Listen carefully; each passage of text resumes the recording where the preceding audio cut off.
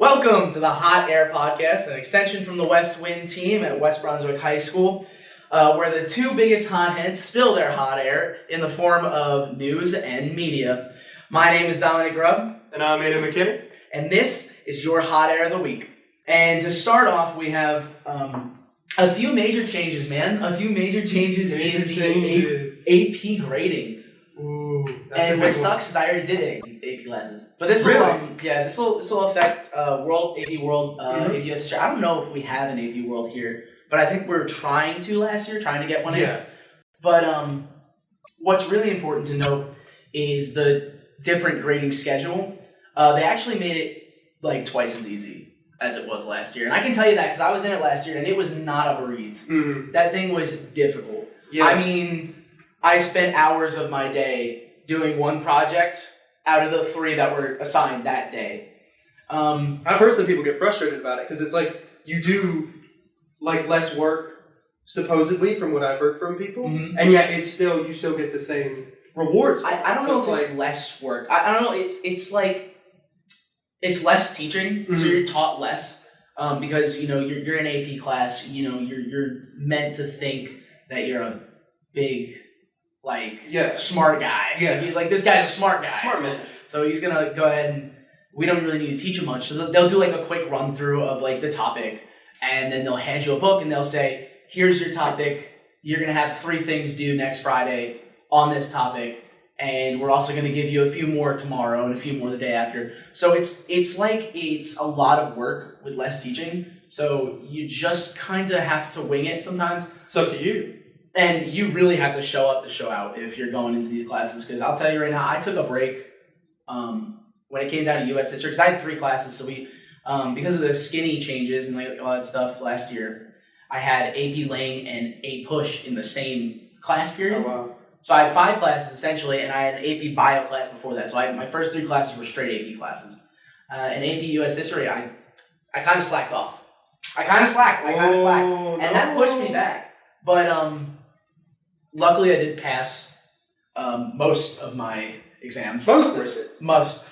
Because I did end up getting a 2 on my AP US history grade. But that's why I'm bringing this up. So, to start off, you used to earn 2 evidence points for using like all 6 docs, or 6 documents out of whatever given amount they had. But they actually lowered it recently to only needing 4 docs to do 2 points. So that means essentially you do almost way less, and this is just making me think what happened. Like what were the grades like? Last year for them to be like, you know what? Maybe this isn't enough. Let's back up. Maybe this isn't good. Let's back up.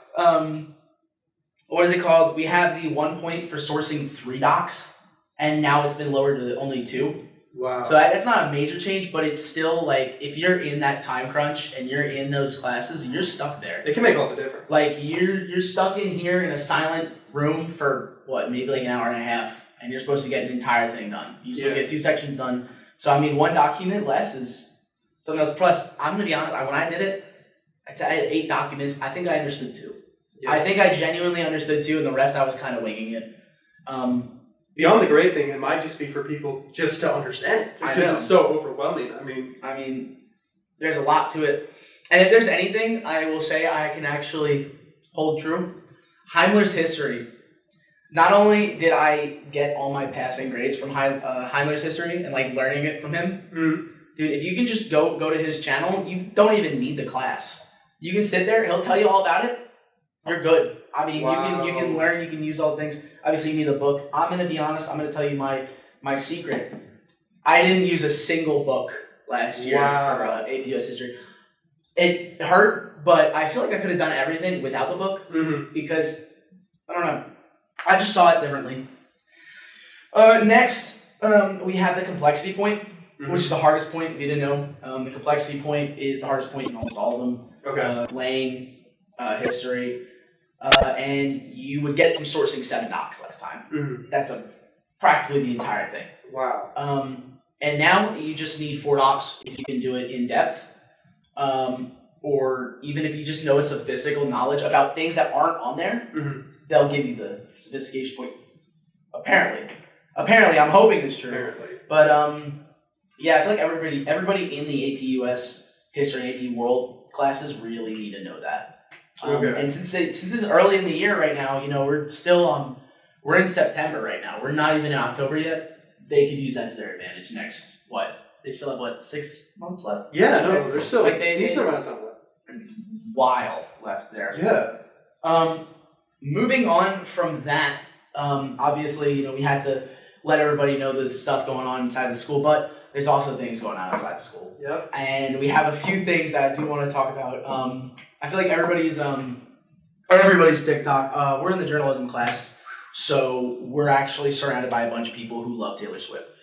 Hear about it every day. Every single day. Every day. And so, obviously, your phone's watching you. And on TikTok, I've seen nothing but Taylor Swift and Travis Kelce over and over. That's everyone. Like everything right now, for some reason, is Taylor Swift showed up to the Chiefs game. Wow. I mean, so did thousands of other people too. Valid. I'll be honest with you. I'd choose Travis Kelce over Taylor Swift. So I think. Wow. I think Travis. That's a hot take, man. I don't know, man. I think Travis Kelce's better. I think. Yeah. I mean, you look at him. Just take one look at him. Yeah, no, that's honestly, fair. That's fair. I mean, his fashion is on point. Yeah, but that's not the only news for the NFL this week. Mm-hmm. Not only did we get a historical win by the Dolphins, poor Broncos fans, because the Dolphins won 70-20 against them. Ooh, that's a 50-point difference.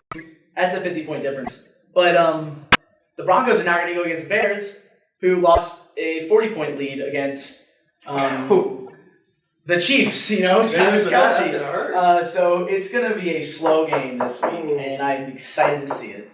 But Usher is actually doing the halftime show for the Super Bowl now, and he's just signed on, apparently.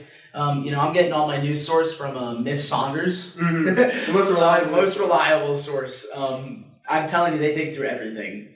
Dig through everything. I've heard things that I didn't even think were happening in the world. Yeah.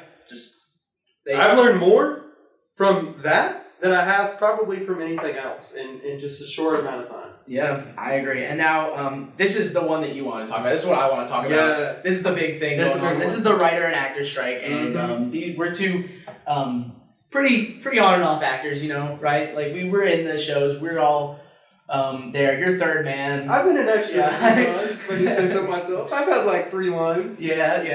Yeah. But the writer's strike has ended, which is a big deal. That is a huge deal, because that means we can start seeing more, hopefully better Marvel movies, because Marvel sucks right now. Yeah. Let's be honest here. Marvel's been falling through. And I think hopefully that we get more writers, better pay. We might see a little bit better for these bigger movies. I mean, nobody thought it was going to last even as long as it did, because the last one was like a long time ago. Mm-hmm. And it was crazy, because even like big studios that hadn't delayed things for a while into the strike, even places like Marvel, Warner Brothers, like big companies, they were starting to delay big projects, which showed the impact of it. Yeah. And they did. They've been, delaying stuff that is kind of big media, like Marvel and DC. Yeah. And to be honest with you, I feel like we needed that writer's strike after Black Adam came out. I think, we need better writers. We need more money. And we really need to just start seeing, a better trend of things. And another thing going on right now is actually the actor strike. How do I put this? Basically, actors right now are kind of selling themselves. Okay. In a way to, help not only support themselves, because, actors sometimes, they need bigger, budgets and stuff like that. And without these movies, they're not making payouts. They're starting to lose money. They're starting to lose things. Now, frankly, you have some people out there like The Rock, who has brand deals and all this other stuff, that are making money from their brand deals and their people, but like not many people do. So if you take an actor, right, somebody lesser known or something like that, they'll try to sell themselves in a way to charity, the actor strike, and help those that are striking make money, essentially. Mm-hmm. I heard about, I can't remember her name right now, but there are some people that sell like a day with a certain person for $2,000, right? Yeah. Or to get like, obviously the oldest known to man is like the Cameo app. Yeah. The Cameo app making memes about, Breaking Bad and all the other great shows. We all know what those are. We all know what those are. But you have other people going other directions, like John Cena and The Rock both just returned to WWE. You know, their oldest place. They actually just returned and are now starting to perform again as a full-time wrestler. Mm-hmm. So, you know, you have John Cena here. I think John Cena signed up for 2 months. I don't know how long The Rock is there. Okay. But there was bumbling during SummerSlam about The Rock possibly returning, and obviously, you know, it came true. Unfortunately, it came true on a SmackDown event that I wasn't there to see. But we're gonna start seeing more people kind of fall back. Mm-hmm. You know, is there any of the people that you think that, like, do you think have been like moving around like that? Like, what do you? Yeah, I've definitely, because there are, like you said, for like the lesser known ones, mm-hmm. It's hard because people think actors are like the richest people in the world. And for some people, like The Rock, that's true. Yeah. But for like up and coming actors, like this affects them too. So they're not going to have all that money for something, especially not something consistent. And two, with this kind of thing, it's not like contractual. You know, if you do a cameo, if you do a day with someone, it's not like a steady income of money that you're going to get over a period of time. So you have to do it over and over and over again, and always have some kind of market. And it's cool. I think it's definitely like really cool and unique right now to have so many actors do these opportunities to like interact with fans. But I feel like at some point that effect might wear off. Mm-hmm. And it might not be as steady of an income, especially if you're like a lesser known actor. Because if you were in like one CBS show, that doesn't necessarily mean you'd be able to sell a day with you. Yeah, you know what I mean? And you know, you also have to think about people that are like voice actors. Yeah. Right? Like, because don't recognize your face. Honestly, like, yeah, exactly. They don't recognize your face, they recognize your voice. You know, like anybody can tell me Will Arnett is BoJack Horseman, right? And I'll be like, that's crazy. But if somebody showed me a picture of Will Arnett, I would probably be like, who's that? Who's that guy? And then they'll be like, oh, that's the BoJack Horseman. And I was like, you know. So you have to think about the people that are like really being affected by the actor strike. Like that's got to be a big statement to Hollywood right now. Yeah. And especially to those big like companies, because if you didn't know, Warner Brothers is probably one of the worst to get along with. Ooh, okay. Warner Brothers and Disney are probably the worst to get along with. Now, Disney itself it's very hard to get any sort of brand deals with them. Mm-hmm. Like you can't merge with Warner Brothers and Disney as easy as you think you can. Like if Warner Brothers ever tries to merge or take a character out of Disney, it's going to take years and years and years. Or, for example, there was this Super Smash Brothers on the Nintendo was a video game released in 2018, but it showed the inclusion of Sora. Yeah. Square Enix and Disney. Mm-hmm. Kingdom Hearts. And actually, because of that, there was a big fight between Disney and Nintendo about getting Sora into the game. Wow. You know, he has the Mickey emblem on his. Yeah, and he's a Disney character. He's a Disney original character, so obviously Disney is like really against it. Yeah, really against like sending their characters over and seeing them in different light.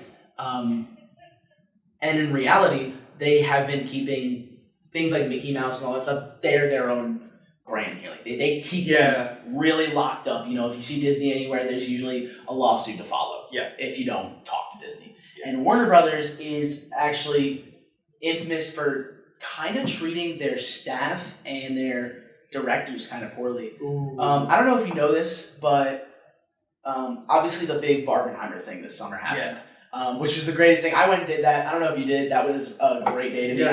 That was cinema history. Right, I spent like 6 hours in the movie that day, and I couldn't have loved it more.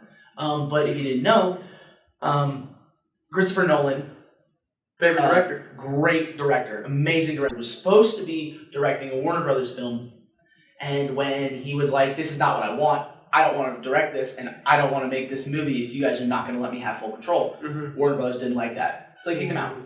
And then they decided they told Barbie the release date will be on the same day as Oppenheimer. It was originally supposed to be an attack against Nolan so that he loses revenue.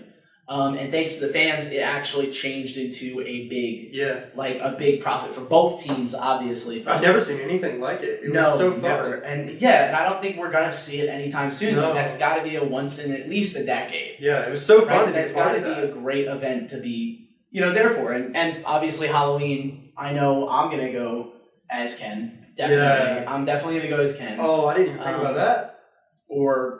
And I know people are talking about the Barbie and Ken couple costume. That's the big thing now, right? So Summer brought that all together, but the backstory to it is actually kind of crazy to know that Warner Brothers actually treats their their actors, their people like this. They created it. Yeah, and I gotta say that I'm pretty sure that a lot of the actors in there are against Warner Brothers. Yeah, Warner Brothers is a big deal. It sounds like it. But all in all, it's still going on, and we're not going to know when it's going to end anytime soon. There's another strike going on, if you didn't know. The other strike is the automobile strike. I heard about that. I heard about a walkout. Yeah, and that's kind of big because Biden, I think, stood with them. Oh, really? So that's a big deal.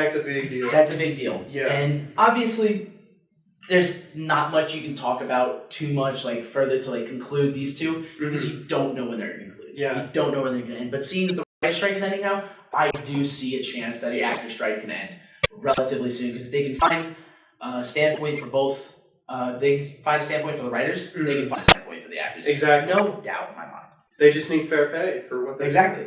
And now we have to go down the rabbit hole. That is our school sports. Now, our school sports, obviously, I can't say too much bad about them, because I'm looking at them and I can genuinely say this is an intermediate year. Mm-hmm. Right? We're going into an intermediate season. I think our next few years, we're going to see a rise in those records. Right? Kind of like how when I was here, my freshman year, we had I think it was a 9-1 record, wow. Or a 7-something record, for the football team, and it was a great football team, and we went far. But after that, kind of dialed down. Yep. And I actually did a paper on this, the football team over the past 3 years, and you have to take into account that they do lose. They lose. They're 0-5 right now, which is obviously not what we want to see, but they lose because I believe that coaching changes are detrimental. I think over the past 3 years we've had 3 coaches. Yeah. We started with Hickman. We then went to Purdue, and now we're here with Handy. Now, if Handy sticks around, I believe he will.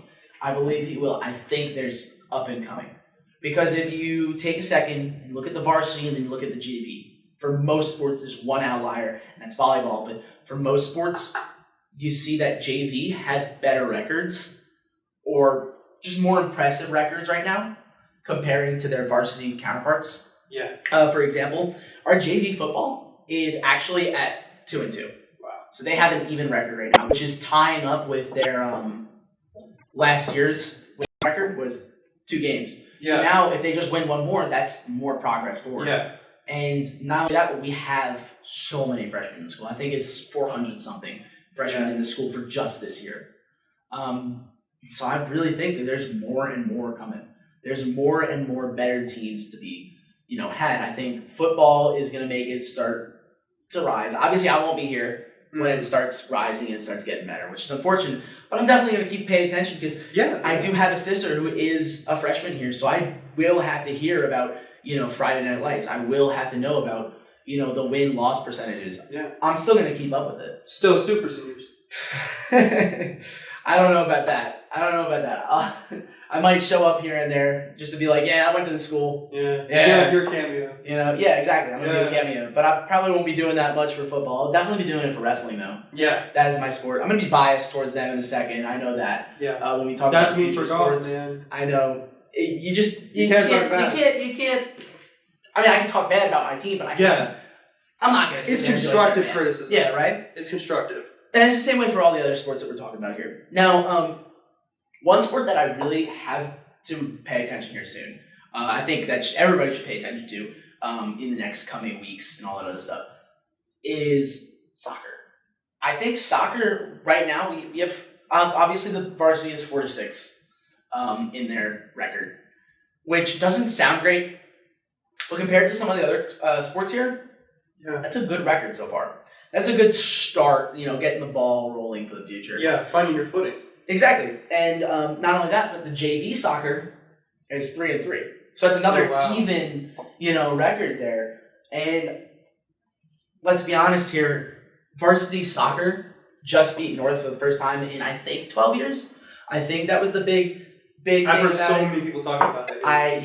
I think that's great. It's that and Bryson Hollis beating the school record for cross country. Yeah. So, we're starting to, build into our own. And that's why I say that I think it feels like an intermediate year. Yeah. Right? Because you're starting to slowly, rise up that hill, rise to that peak again. And obviously there's going to be years where it's like the outlier, you go back down. Yeah. You go back up to, you can have years that are going to be amazing, you can have years that are going to be iffy. But, each sport is different. So you're going to start seeing better sports, better things like that. Takes time. Just takes dedication. Dedication. I think we're definitely capable of that. We've shown that we're capable. Yeah, definitely. And I've seen teams that should win, don't win. Yeah. And I've seen teams that shouldn't win, and they do win. Yeah. Right? And I think a lot of people just need to think about it mentally. You have to put yourself mentally there. You have to say you're going to win. You have to say you're going to go out there, you're going to train, you're going to work towards it. You got to just mentally be there all together. As an individual and as a team. Yeah. All together. And I think back to the football stuff, we have head coaches changing, right? But if you compare it to another sport, and obviously I'm biased, but I've been there, so I know what's been happening in the wrestling room, and I know how the team's evolved, and I've been able to see it firsthand. So if it's anything like that, we had our first year with Coach Whitman, right after Tutterow left, and our first year with Coach Whitman was an iffy year.